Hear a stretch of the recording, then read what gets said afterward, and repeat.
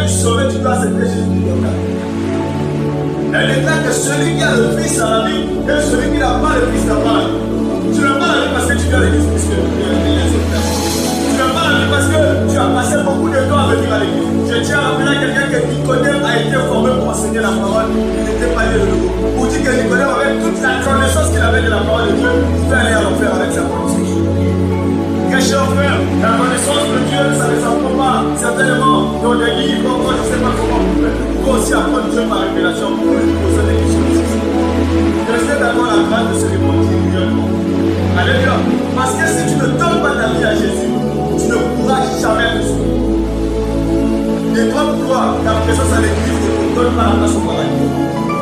La nouvelle naissance n'est pas une nouvelle naissance physique, n'est pas une nouvelle charnelle, n'est pas une naissance intellectuelle. David déclare qu'ils sont nés non par la volonté de l'homme, ni par la volonté de la chair, ils sont nés par la volonté de Dieu. Dans la nouvelle naissance, c'est une naissance qui vient de Dieu. Vous savez, si tu existes sur cette terre, c'est parce que tes parents t'ont de moi. Dans la naissance physique, tu es produit dans le monde physique. Mais la naissance spirituelle, tu es produit dans le monde spirituel. Et quand tu es dans le monde physique, il y a des choses physiques que tu dois faire. Tu ne peux pas mettre au monde de l'enfant, et l'enfant passe des mouvements, et le monde, l'enfant ne change pas. L'enfant ne fait que pleurer comme le premier jour qu'il était venu au monde. Ça ne marche pas comme ça. Il doit avoir un changement. Alléluia. Tu ne peux pas dire que je suis plein de nouveau, et tu as des ans dans le Seigneur, tu restes un bébé spirituel. Ça ne marche pas comme ça. Lorsque nous sommes nés de nouveau, on doit croître. Et cela est important. Atteindre ce qu'on appelle la maturité. C'est ça le plan de Dieu. Alléluia.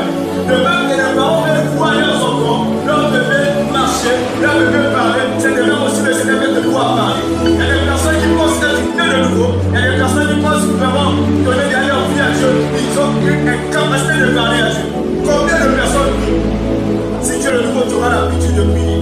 Parce que prier, c'est parler à ton Créateur. Quel est cet enfant qui a la capacité de parler à son assis d'enfant? La raison pour laquelle tu demandes aux gens, la raison pour laquelle quand tu as besoin, tu le fais que voir les gens, c'est parce que tu n'es pas sûr de ton père. La Bible est en train de nous dire que qui parmi vous si son enfant a faim et qu'il lui demandait du pain, lui donnera la pierre. Si l'enfant lui demandera par exemple du poisson, lui donnera le serpent. Or quand si l'enfant lui donnera l'œuf, lui donnera les scorpions.